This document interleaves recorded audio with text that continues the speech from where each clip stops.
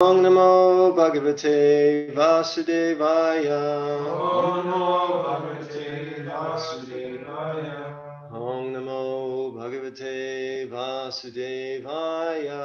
Om Namo Bhagavate Vasudevaya. Reading from Srimad Bhagavatam, 4th Canto, Chapter 9, entitled Dhruva Maharaj Returns Home. Text number 30. Might take a few moments for everyone to get that right. Canto 4, Chapter 9, Text 30.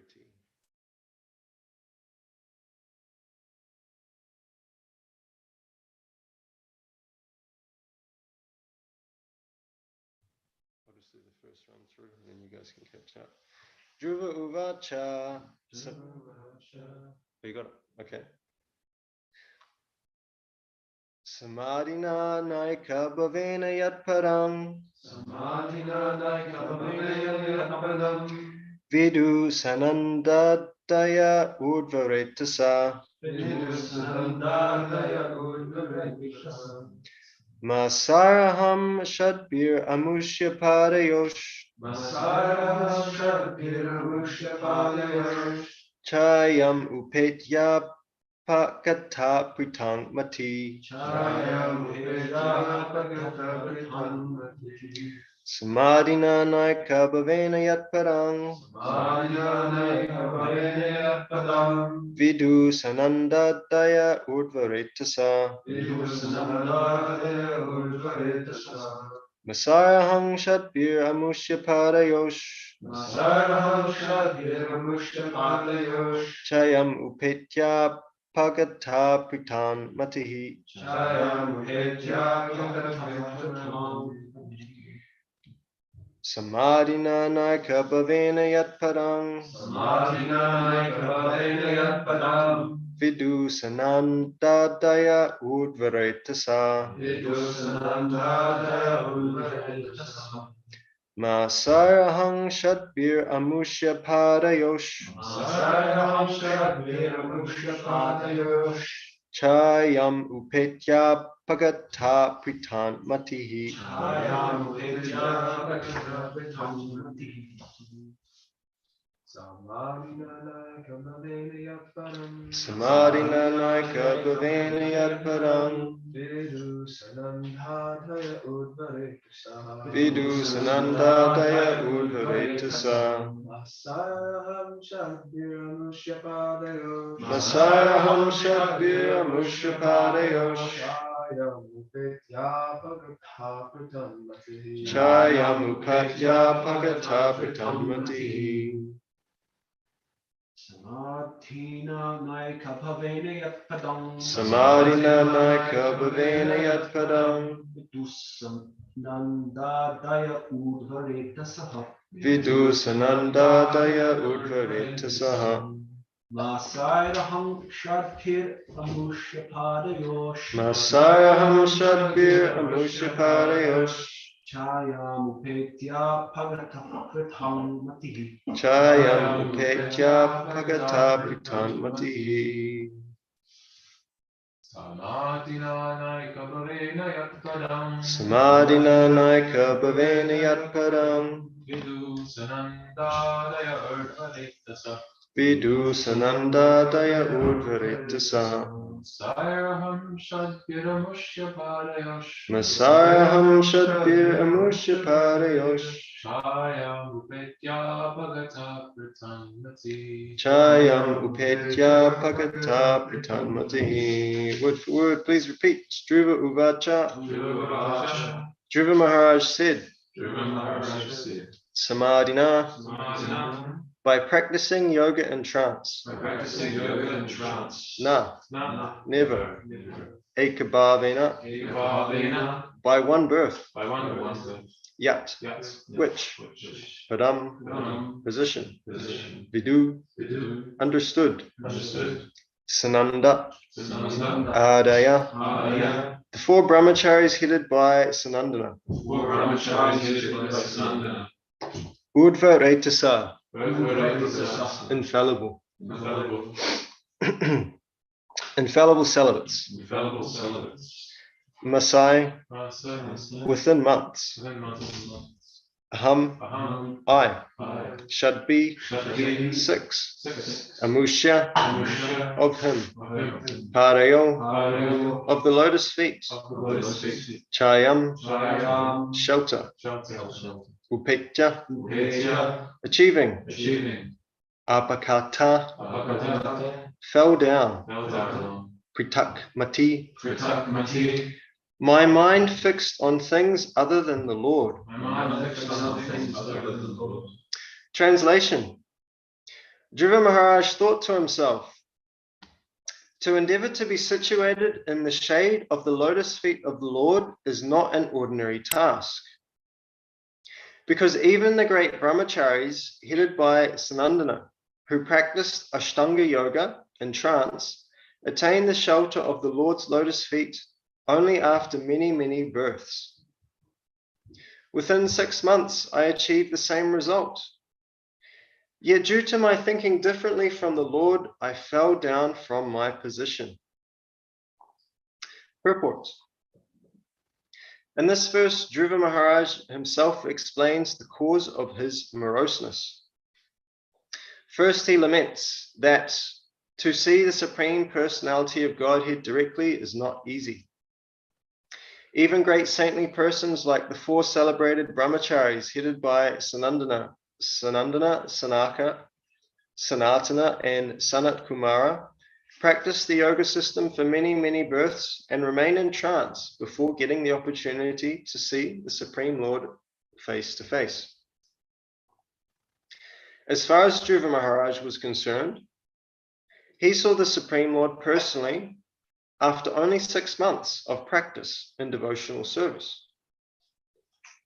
He expected, therefore, that as soon as he met the Supreme Lord, the Lord would take him to his abode immediately without waiting. Dhruva Maharaj could understand very clearly that the Lord had offered him the rule of the world for 36,000 years.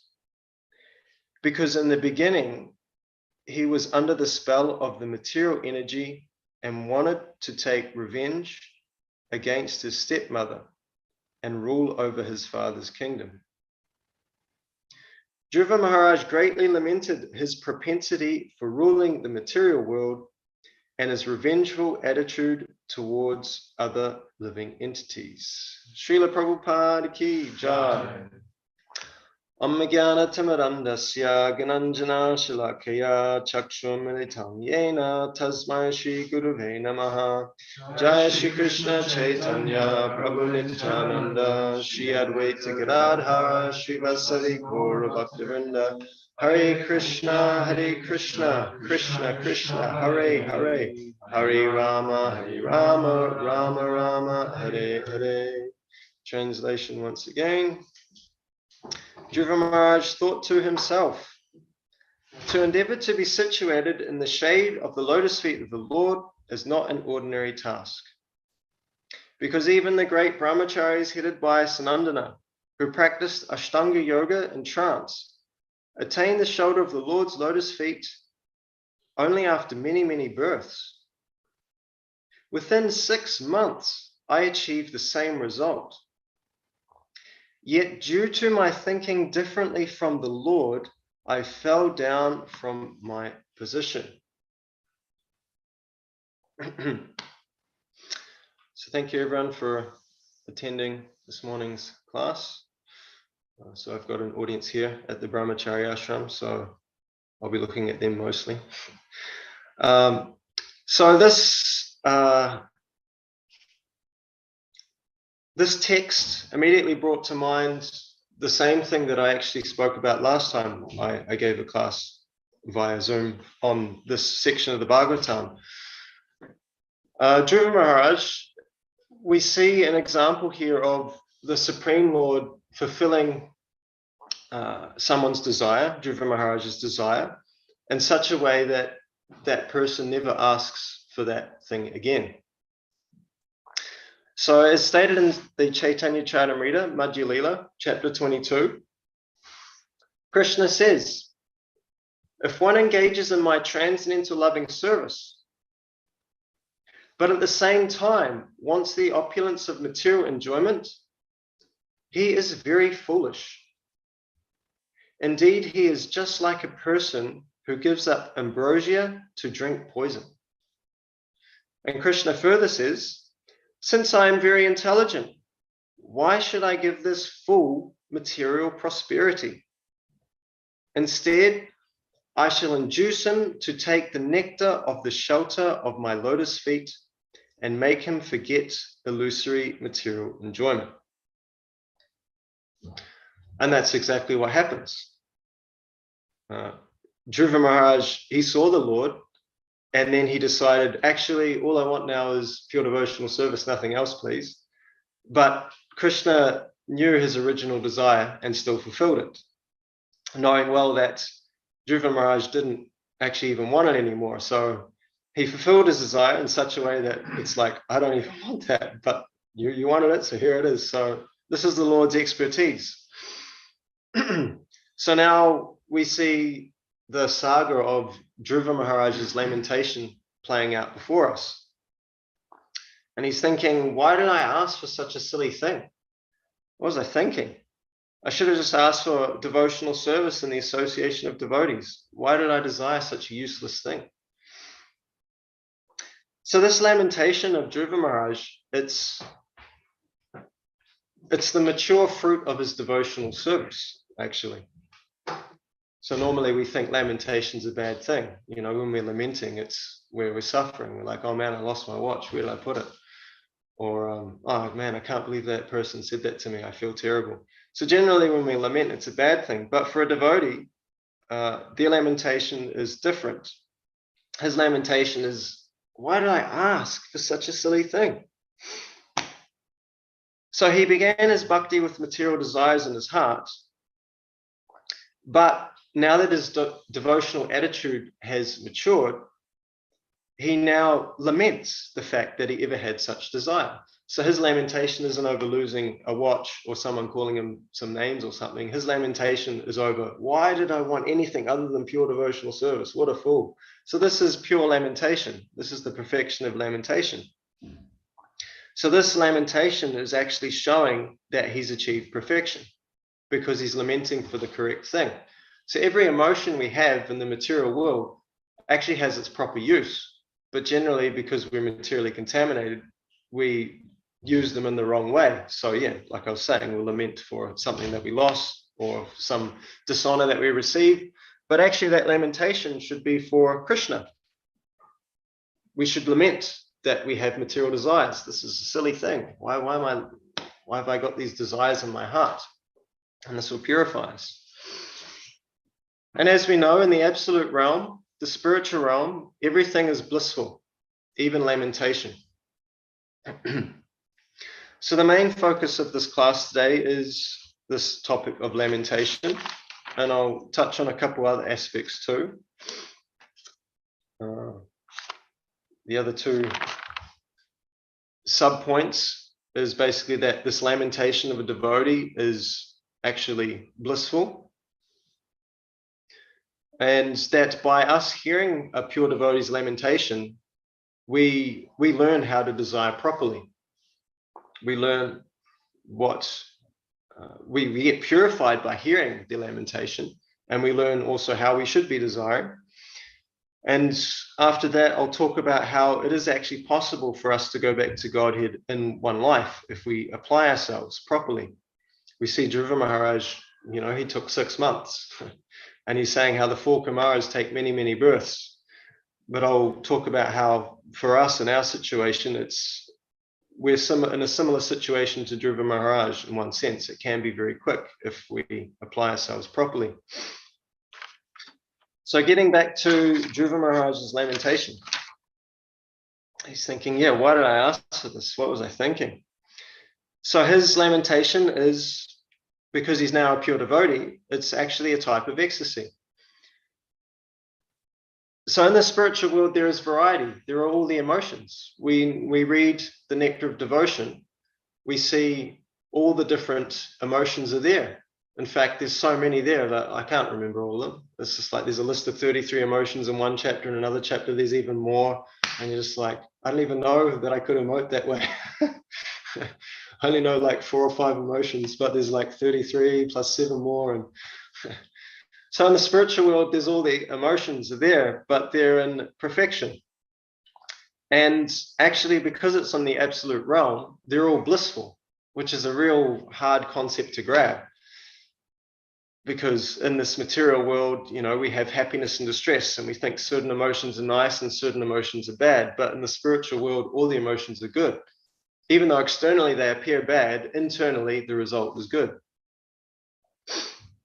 So here in the material world, our emotions can contaminate us and decrease our service.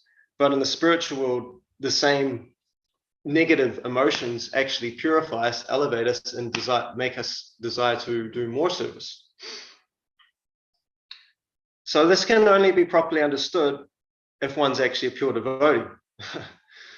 This is explained in the Brihat Bhagavatamrita, but we can get some understanding through analogies. So one example, a nice example that's given in Brihat Bhagavatamrita is that there's a special type of ice, and some of you may have never heard of this type of ice before. I heard of it before when I heard this example, so I was familiar with it. So there's a special type of ice called dry ice. It's so cold that it actually like emits smoke.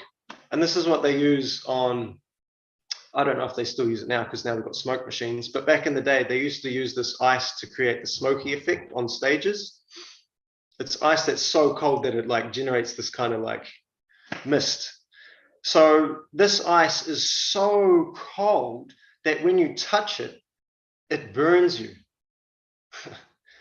So you touch this ice and then your finger's red because it's been burnt from the intense coldness of this ice.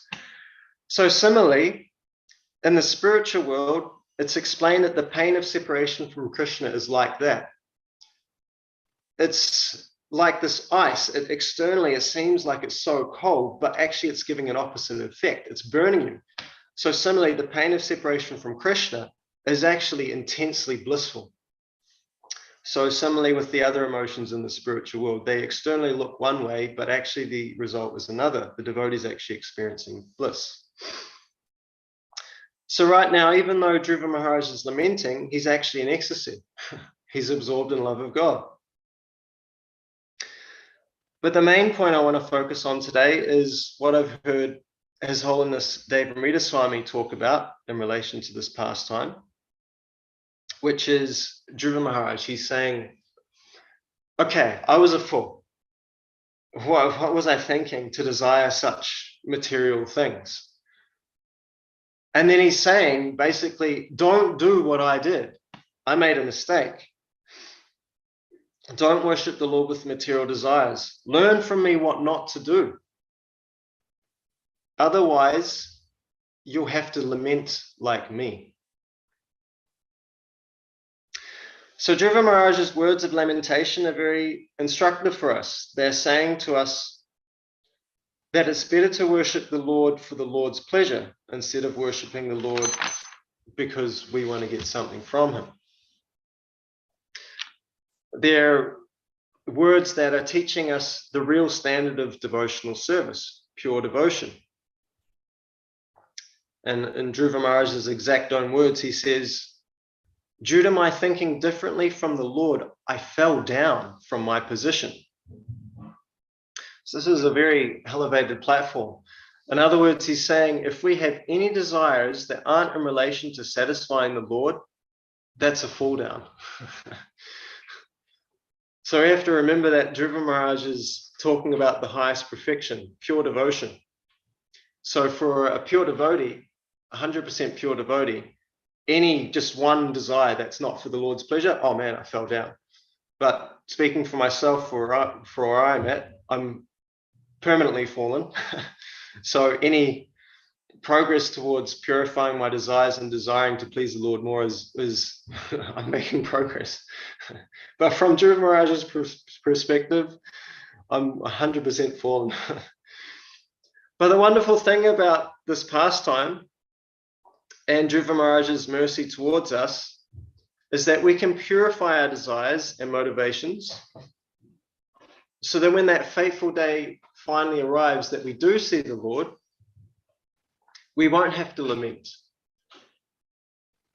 It's not like Krishna will turn up and we'll still be full of all these material desires and we'll be like, oh man. No, hopefully when that day actually arrives, all those desires are gone because we're associating with such great personalities as Dhruva Maharaj, Srila Prabhupada, Srila Vyasadeva, who are helping us to get rid of all these unwanted things in our heart before we see Krishna face to face. So we won't have to lament. So the more we hear the Bhagavatam, the Chaitanya Charitamrita, and other Vaishnava literatures, and we associate with these great souls, we'll start to have pure desires, or at least we'll start to desire to have pure desires. Even that is a great beginning. We may be thinking, oh man, I've got so much yuck in my heart. But even if we just desire to have pure desires, that's a wonderful beginning in devotional service. And as His Holiness Devanrita Swami often says, by hearing, gradually things start to sink in. So by us hearing this pastime and discussing it, already we're becoming purified and our desires will gradually become purer and purer. So it's very wonderful to hear such pastimes. We may not be on the platform of Dhruva Maharaj, but by continuously hearing such pastimes, we're becoming inspired and motivated to elevate the purity of our service to Krishna. And we may not even be aware of it. We may be thinking, oh yeah, just attend another Bhagavatam class, or we may be reading and we just read another chapter, oh, that was nice, what's next? But by this consistency of service and associating with these great souls, it is taking its effect, whether we know it or not. Bhakti is a gradual process. It can be very subtle. And often they can be too subtle for us to notice. But just like in a room, you have a room and, people come in and out of the room and a little bit of dust might generate from that. And then, as the days go by, more and more dust, more and more. And after a week, the room's like disgusting. And you're like, man, we need to clean this. But it starts off subtle. The first day you don't really notice anything. The second day still you don't really notice anything. The third day, you might start to see some straw over there in the corner. And then, after a week, you can really see a mess. So similarly, bhakti can be subtle. There's effects taking place always, but we're not always conscious of them. So gradually, all these effects, all these pastimes that we're hearing, all this association we're getting with these great souls, it's taking its effect. So gradually, it'll transform our whole life. And that may take some time. It may take 30 years, but that's the power of the bhakti process. If we just apply ourselves daily to the practice, 365 days a year, you times that by 30 years, that's a lot of purification. And that's, in many cases, that's how much it may take for us. So for Dhruva Maharaj, it was very quick, 6 months. But as he says, for others, it may take many, many births. And then I'm getting onto the point that I mentioned earlier that I wanted to speak about too, is that for us, we are very fortunate. Like Dhruva Maharaj, it can be very quick because we have Lord Chaitanya. If we didn't have Lord Chaitanya, it'd take many, many births. But because we've got Lord Chaitanya, he's giving us this opportunity to make it very quick, one lifetime. It's possible. If we simply follow our spiritual master's instructions in the order of Lord Chaitanya to learn the science of Krishna and share it with others, then it is possible. And we see practically in our movement, in the ISKCON movement, there are many great exalted souls who have proven that this is true, who have made it, made going back to Godhead in one lifetime a reality.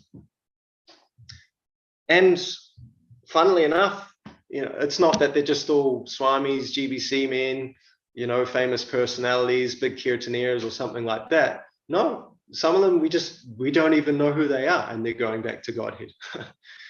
And I've heard some examples, like one has become a bit more famous now because Shivaram Swami asked this person's husband to write a book about her.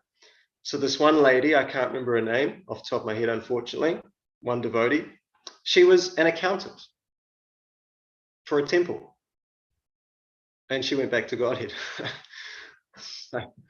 Who's an accountant? Who knows, like, who's doing the accounting in a temple? You know, who knows that person? But she had some pretty far out experiences before she left her body, and it was very clear that Krishna was taking care of her. And also another example of a nobody, someone who writes the indexes for Prabhupada's books. He recently, maybe I think it was a couple of years ago, His Holiness Devamrita Swami told us about this person, how at the time of leaving his body, he was telling all the devotees around him that, I feel so sorry for you. I feel so sorry for you. You have to stay here. So he was being looked after. I think he left his body in Mayapur, if I remember correctly. So he was taken care of. He went back to Godhead. But who knew who he was? I still don't know. I can't even remember his name still. So people are going back to Godhead, and we don't even know who they are. You don't have to be an intensely famous person. You don't have to be Dhruva Maharaj. You don't have to be a GBC, a Swami, sannyasi, big Kirtaniya or anything like that. You can just be an accountant at the temple. You can be someone who writes the indexes for Prabhupada's books. It can be anyone. Even devotees who fell down are going back to Godhead. There's a few examples in this regard. One recent one that we heard about was, I may get his name incorrect here, the devotee who designed the Krishna Balaram Mandir. Is it Subari Maharaj? Subal? Saurabh Prabhu. Saurabh. Yeah. Yes. So he also got Prabhupada's mercy. He left his body in Vrindavan. At the time of leaving his body, he called out Prabhupada's name. But he fell down completely. He wasn't practicing bhakti for years. So we don't know what's going to happen. So what to speak of if we are sticking to the process? We're chanting 16 rounds daily, and we're following the four regulative principles, and we're hearing about Krishna, and we're trying to share Krishna with others. Then surely our success is guaranteed. So one final point. I really like the last sentence in this purport of today's text. How it mentions that Dhruva Maharaj, Srila Prabhupada writes, Dhruva Maharaj greatly lamented his propensity for ruling the material world and his revengeful attitude towards other living entities. So we're already talking about Dhruva Maharaj's lamentation, but I just really like the wording here. He greatly lamented his propensity for ruling the material world and his revengeful attitude towards other living entities. So the reason I really like this is because it really just hits the nail on the head in terms of material desires. This is the perfection of lamentation for a devotee. He's getting to the root. Why did I want to control in this material world? Damn it, I shouldn't have wanted that. And also, why did I seek to harm other living entities?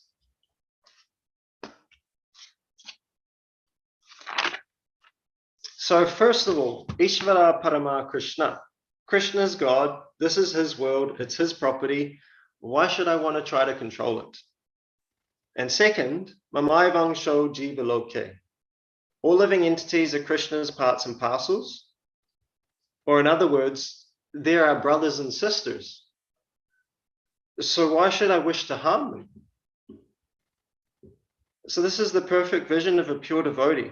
They have this vision, these two different aspects, that first, Bhaktaram Yakitapasam Sarvaloka Maheshwaram. They understand that everything's Krishna's property. He's the enjoyer and controller. And secondly, Suridam Sarvabhutanam.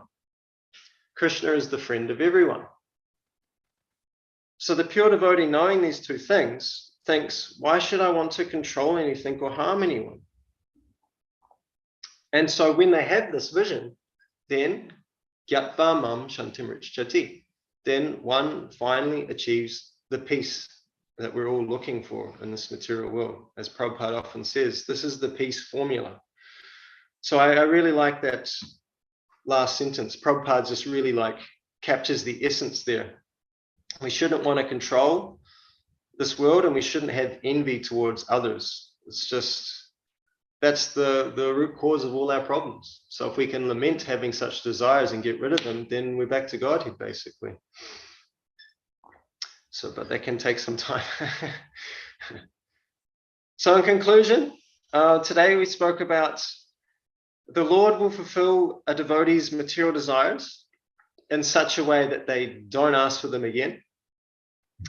Second, we discussed Dhruva Maharaj lamenting his material desires and how actually a pure devotee's lamentation is blissful because they're on the absolute platform. In the spiritual realm, everything is absolute. And then I mentioned how if we hear the words of pure devotees, we associate with the Bhagavatam and the devotees and their prayers in the Bhagavatam and devotees in real life who are on a very high platform. Hearing their words purifies us and teaches us how to desire properly. And then we mentioned how, yes, we can follow in Dhruva Maharaj's footsteps. We can take the expressway back to Godhead. It can be very quick. I mean, 6 months, maybe that's a bit, I mean, I don't know if anyone can do that. I mean, I'm sure there's examples of people who have done that, but I know many who have done it over this lifetime, in one lifetime. That I have many examples of and have heard of many examples of. So for us, we can follow in these people's footsteps. It's possible if we apply ourselves properly. And then finally, as I just mentioned, a pure devotee laments, oh, why do I want to control this world and why do I want to harm others? Like, why are these desires in my heart? Ugh, I don't want that. That's gross. So I'll finish there. Thank you very much for your kind attention and patience. There's, I don't know what time you guys are running on. Our clock here is a little bit late. How much time we got there, Nanda Braj Prabhu?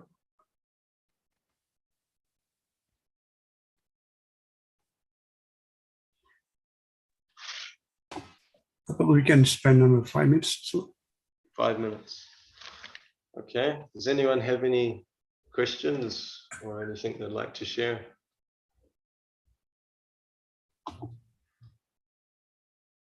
Yes, Manoj. Dandavat Pranam. Yes. Hare Yes, Krishna, Prabhu. Prabhu. Yeah.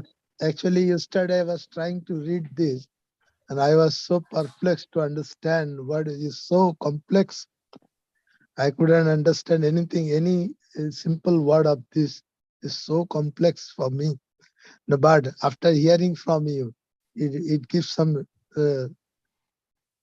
ray of hope that, yeah, it's possible to understand what the deep inner meaning of this text is. Very nicely explained by you, Prabhuji. Thank you very much. I was trying to understand why the lamentation is contradictory from my understanding, but you clearly made me understand. Oh, that is the point actually, to understand. Thank you so much.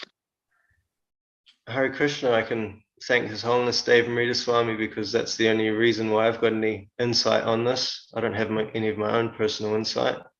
Yeah, I've heard him explain this section a few times. Just, yeah, this is a pure devotee's lamentation. They're teaching us. Yeah. I was thinking why becoming so pure devotee was lamenting, and then it was out of my reach. I could not make it in line to understand what this lamentation is for. But today you have made it so clear. Yeah, that's the position of a pure devotee. The lamentation for him is not a simple plane. It is very, very high standard. The reference from NOD Yeah, that helps us to understand bit about it. Thank you so much, Prabhu. Hare Krishna. Thank you for joining us this morning, Thank sharing you. this. Hare Krishna. Thank you, Gadai Gauranga Prabhu, for a very nice class and giving insight into the meditation aspect. I'd like to hear you more from this platform. So we'll end here. His grace, Gadai Gauranga Prabhu ki jai, Shri Prabhupada ki jai, Gaur Bhakti, Vanchakar Padrubhesha,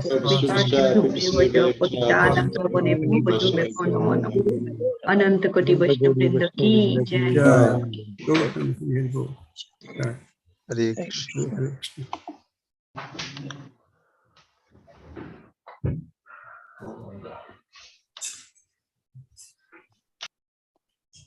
Krishna